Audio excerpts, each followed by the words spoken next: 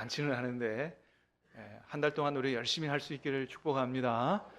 정말 그러면 좋겠어요. 우리 이번에 스승민잔치 주제가 와서 보라 이런 주제인데, 이 말씀의 제목처럼 우리 전도 대상자들에게 하나님이 살아계신다, 우리 안에 하나님께서 역사하고 계신다, 와서 보라, 이게 좀 당당하게 자신 있게 그렇게 전도할 수 있는 복된 한 달 됐으면 참 좋겠습니다.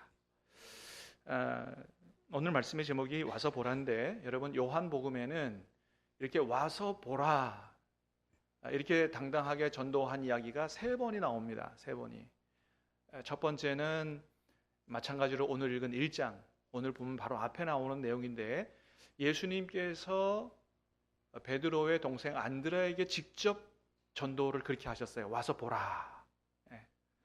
그 다음에 이제 우리가 오늘 읽은 예수님의 12제자 중에 한 명이었던 빌립이 자기 친구 나다나엘에게 가서 와서 봐라, 내가 예수님을 만났다, 내가 메시아를 만났다, 그렇게 당당하게 전도하는 모습이 기록되어 있고, 또 요한복음 4장에 가면 사마리아 여인이 예수님을 만나고 동네 사람들에게로 뛰어들어가 가지고 내가 메시아를 만났다고 가서 외치면서 와서 보라고 그렇게 전도하는 모습을 우리가 볼 수가 있습니다.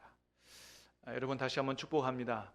이분들처럼 예수님을 진짜 만났던, 그래서 감격에 겨워 와서 보라고 당당하게 외치고 전도했던 이분들처럼 우리 모두가 다 그렇게 전도할 수 있기를 주님의 이름으로 축복합니다. 여러분, 그러면 주님이 얼마나 기뻐하실까요? 그렇게 열심히 당당하게 전도하는 모습 보면 주님이 얼마나 기뻐하실까요? 자, 그런데 여러분, 예수님이 안드레에게 와서 보라 이렇게 하신 말씀 외에 오늘 본문의 빌립이나 요한복음 4장의 사마리아 여인이나 그렇게 친구나 동네 사람들한테 가서 당당하게 자신 있게 와서 보라고 전도했는데, 이 두 사람에게는 공통점이 있다는 겁니다. 어떤 공통점이 있느냐? 그 사람들이 그렇게 전도하게 된 이유는, 그렇게 자신 있고 당당하게 전도할 수 있게 된 그 원인이 뭐냐 하면, 이 두 사람들이 다 직접 살아계신 주님을 만나봤기 때문이라는 거예요. 이들이 다 예수님을 만나고 난 이후에 그렇게 와서 보라고 당당하게 전도를 하게 됐다라고 하는 거예요. 아니, 사실은 여러분, 오늘 본문 위에 있는 말씀이 읽지는 않았지만 안드레의 경우도 마찬가지입니다. 안드레의 경우도, 여러분, 원래 안드레는 누구의 제자였냐 하면 세례 요한의 제자였어요. 그래서 이 안드레가 자신의 스승인 세례 요한으로부터 예수님에 대한 이야기를 많이 들었습니다. 여러분, 오늘 읽지 않았지만 35절 이하에 조금 읽어보면 한번 같이 볼까요? 시작. 또 이튿날 요한이 자기 제자 중 두 사람과 함께 섰다가 건의심을 보고 말하되, 보라, 하나님의 어린 양이로다. 요한의 말을 듣고 예수를 따르는 두 사람 중에 하나는 시몬의 베드로 형제 안드레라. 세례 요한이 예수님에 대해서 많이 제자들에게 증거를 했거든요. 그래서 안드레가 세례 요한의 제자이기 때문에 예수님에 대한 이야기를 많이 들었습니다. 그런데 안드레가 잘한 일 중에 하나는 뭐냐 하면, 그냥 예수님에 대해 듣는 것으로 만족하지 않았다는 거예요. 어떻게 해요? 자기가 직접 예수님을 만나보고 싶었다는 겁니다. 그래서 직접 예수님을 찾아갔다는 얘기가 나와요. 38절 39절도 볼까요? 시작. 예수께서 돌이켜 그 따르는 것을 보시고 물어 이르시되, 무엇을 고하느냐? 이르되, 랍비여 어디 계시오니까 하니, 랍비는 번역하면 선생이라. 예수께서 이르시되, 와서 보라. 그러므로 그들이 가서 계신 데를 보고 때가 10시쯤 되었더라. 아멘. 세례 요한의 예수님에 대한 이야기를 듣고 직접 만나보고 싶어서 예수님을 찾아갔어요. 예수님 말씀하십니다. 와서 봐라. 그래서 그날 예수님하고 함께 지내게 됐다. 얼마나 많은 이야기를 주고받고 그렇게 인격적인 교제를 나눴겠어요? 그렇게 안드레가 예수님을 직접 만나보니까 그분이 단순한 랍비가 아니라 누구시라는 걸 알게 됐다고요? 그분이 바로 메시아라는 것을 알게 됐다라는 거예요. 메시아라는 걸 알게 됐다. 그래서 이 안드레가 내가 직접 예수님을 만나보고 그분이 단순한 선생이 아니고 랍비가 아니고 메시아라는 것을 알게 된 이상 내가 입 다물고 가만히 있을 수가 없다는 거예요. 그래서 어떻게 됐어요? 제일 먼저 찾아간 사람이 자기 가족, 자기 형 시몬을 찾아가서 내가 만난 예수님을 가서 전한 거예요. 41절에 보니까요. 자, 시작. 그가 먼저 자기의 형제 시몬을 찾아 말하되 우리가 메시아를 만났다 하고, 메시아는 번역하면 그리스도라. 그렇습니다. 아니, 내가 메시아를 만났는데 어떻게 가만히 있냐 이거예요. 먼저는 내 가족에게 그것을 전하지 않을 수 있냐 이거예요. 안드레의 삶이었습니다. 자, 여러분, 요한복음 4장에 나오는 사마리아 여인도 마찬가지예요. 요한복음 4장 28절 29절을 한번 볼게요. 시작. 여자가 물동이를 버려두고 동네로 들어가서 사람에게 이르되 내가 행한 모든 일을 내게 말한 사람을 와서 보라. 이는 그리스도가 아니냐. 이 여인도 예수님을 만나 깊이 있게 대화하다 보니까 이분이 누구인 걸 알게 된 거예요. 이분이 그리스도가 아니냐 말이에요. 이분이 메시아가 아니냐. 그러니까 가만히 있을 수가 없던 거예요. 원래는 이 여인은 대인 기피증이 있었던 여인이거든요. 사람들 시선을 피해서 물길로 나왔던 여인인데, 그러나 그럼에도 불구하고 내가 만난 이 메시아 예수님을 전하지 않을 수 없다. 동네로 뛰쳐들어가서 동네 사람들 나와서 한번 이 예수님을 만나보라고 그렇게 소리를 쳤다고 하는 겁니다. 여러분, 오늘 본문 빌립도 마찬가지예요. 43절부터 45절까지 시작. 이튿날 예수께서 갈릴리로 나가려 하시다가 빌립을 만나 이르시되 나를 따르라 하시니, 빌립은 안드레와 베드로와 한 동네 베세다 사람이라. 빌립이 나다나엘을 찾아 이르되 모세가 율법에 기록하였고 여러 선지자가 기록한 그 일을 우리가 만났으니 요셉의 아들 나사렛 예수니라. 자, 예수님을 만났는데 만나보니까 예수님이 어떤 분인지를 알게 됐다는 거예요. 빌립은 예수님이 어떤 분이라고 얘기해요? 45절에 보니까 모세가 율법에 기록하였고 여러 선지자가 기록한 그분을 우리가 만났다. 그러니까 구약 성경에서 오시기로 예언되어 있던 바로 그분, 바로 그 메시아를 내가 만났다. 그렇게 지금 이야기하고 있는 거예요. 단순한 선생이 아니더라. 구약 성경에서 오시기로 예언되는 바로 그분을 내가 만났다.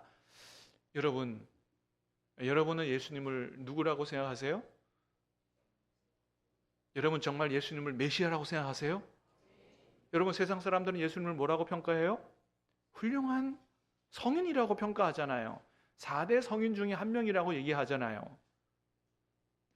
세상 사람들도 예수님은 실존 인물이고 예수님이 훌륭하신 분이라는 걸 다 인정합니다. 그런데 누구는 아니다. 신은 아니다. 하나님의 아들은 아니다. 메시아는 아니라는 거예요. 그게 세상 사람들이 예수님에 대한 평가입니다. 그런데 실제로 예수님을 만나봤던 빌립이라든지 여러분이 사마리아 여인이라든지 안드레라든지 예수님을 만나본 사람들이 얘기는 뭐예요? 내가 만나보니 예수님은 단순한 선생이 아니고 메시아다. 구약에 이미 수천 년, 수백 년 전서부터 오기로 예언되어 있는 바로 그분이라고 만나본 사람들이 그렇게 와서 보라고 자신 있게 그렇게 전하더라는 거예요.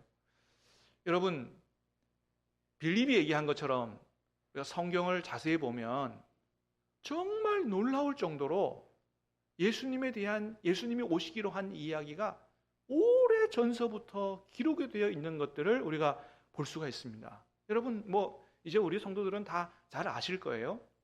그러나 그러면 한 번 더 보십시다. 미가서 5장 2절에 보니까 예수님에 대한 예언이 어떻게 되어 있어요? 시작.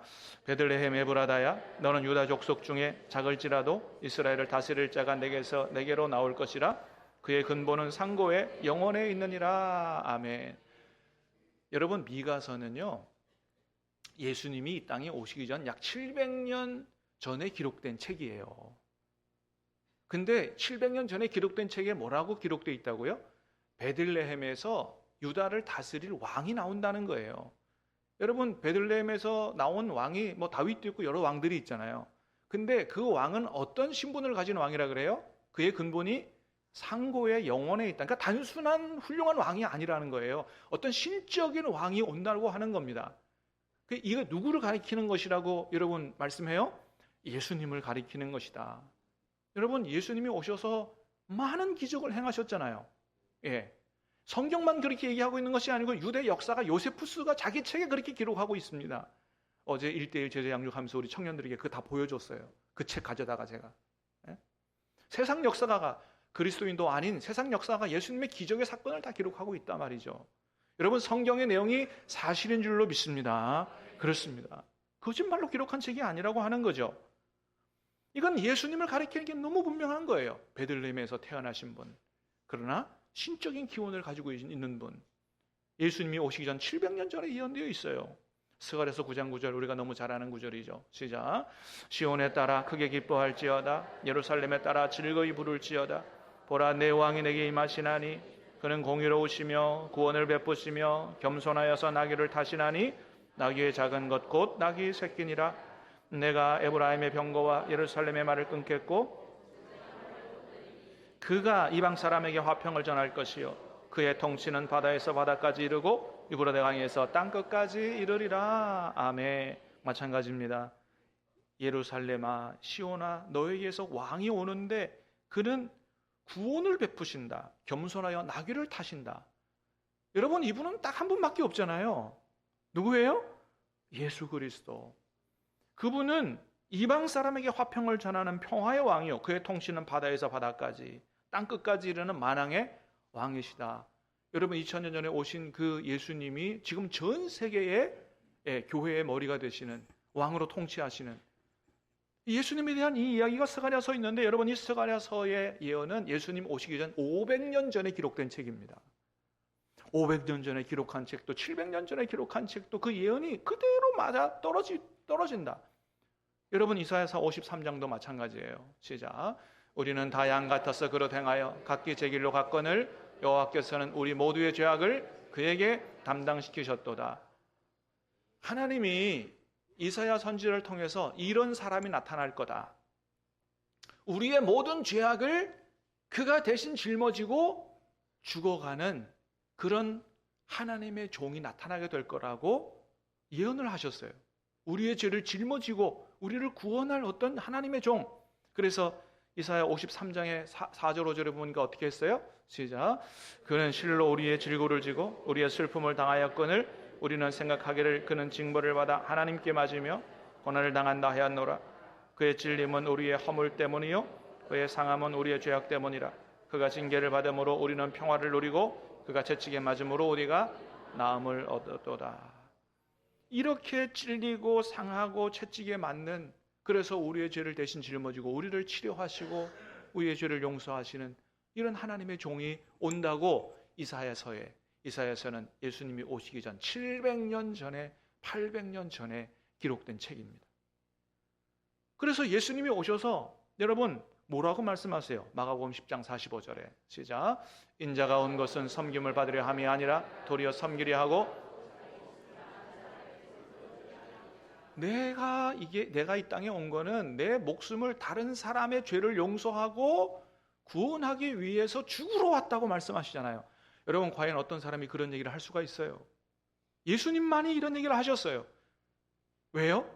구약 성경에 이사야에서 본 대로 하나님께서 우리의 많은 사람의 죄를 대신 짊어지고 갈 그런 하나님의 종으로 우리를 구원할 메시아로 왔다고 예수님이 스스로 증언하세요. 여러분, 예수님만이 아니에요. 세례 요한도 그렇게 증언했어요. 요한복음 1장 19절입니다. 시작. 이튿날 예수께서 자기에게 나아오심을 보고 이르시되 보라, 세상 죄를 지고 가는 하나님의 어린 양이로다. 예수님이 단순한 납비가 아니라는 거예요. 세상 죄를 하나님이 우리의 모든 죄악을 짊어지고 우리의 죄악을 처리하게 하는 그런 하나님의 어린 양으로 오신 분이 바로 예수님이시다. 여러분, 예수님에 대해서 예언되어 있는 구절이 이것만 있는 게 아니에요. 너무너무 많아요. 시간이 없어 다 얘기를 못할 뿐이에요. 그런데 놀라운 건 뭐예요? 수백 년, 수천 년 전에 기록된 예수님에 대한 예언이 그대로 다 이루어졌다라고 하는 겁니다. 할렐루야. 여러분, 이게 어떻게 이런 일이 있을 수 있냐 이거예요. 어떻게 500년 전, 700년 전, 1500년 전에 기록된 말씀들이 예수님에게서 그대로 이루어질 수 있냐 이거예요. 여러분, 성경책은 누가 한 사람이 앉아가지고 한 1년 동안 그냥 창세기부터 요한계시록까지 쓴 책이 아니에요. 창세기부터 요한계시록까지는 1600년의 시간 차이가 있고 한 40명의 사람들이 쓴 책입니다. 그런데 그 얘기가 다 들어맞아서 누구를 보여주고 있어요? 예수님을 보여주고 있다 이거죠. 여러분, 어떻게 이런 일이 있을 수 있냐 이거예요. 그래서 빌립이 얘기하는 겁니다. 내가 이 땅에 있었던 예수님, 그 예수님을 만나보니 그분이 어떤 분이라고요? 그분이 바로 옛날 수백 년 전서부터 오시기로 예언되어 있던 바로 그분이다라고 그렇게 증언을 하고 있는 것입니다. 이런 놀라운 사실을 깨달아 알았는데 바로 그분을 내가 만났는데 어떻게 그걸 숨기고 가만히 있을 수 있겠냐 하는 거예요. 여러분, 그래서 우리가 성경만 잘 알아도 여러분 하나님의 살아계심을 부인할 길이 없는 겁니다. 어떤 사람이 과연 그거를 끼워 맞춰서 그걸 만들 수 있어요? 700년 전에 있던 사람이 700년 후에 살아있는 사람이 누가 있습니까? 그런데 그것이 그대로 맞아떨어져서 그대로 성취되었다고 하는 얘기는 무엇으로밖에 설명이 불가능해요. 700년 전에도 계신 하나님이 700년 후에 계셔서 그 약속하신, 그 예언하신 말씀들을 다 이루셨다. 하나님은 살아계신다. 할렐루야. 그 자체를 성경이 그대로 보여주고 있는 겁니다.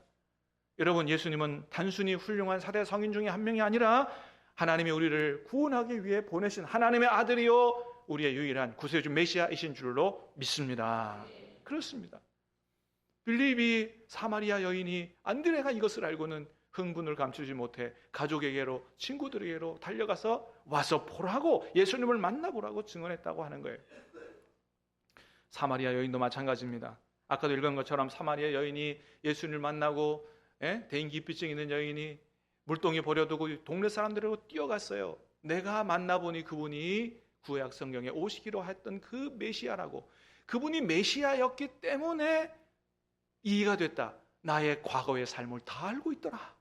어떻게 그분이 내 삶을 다 아느냐? 속속들이 알더라. 메시아이기 때문에 가능한 거다.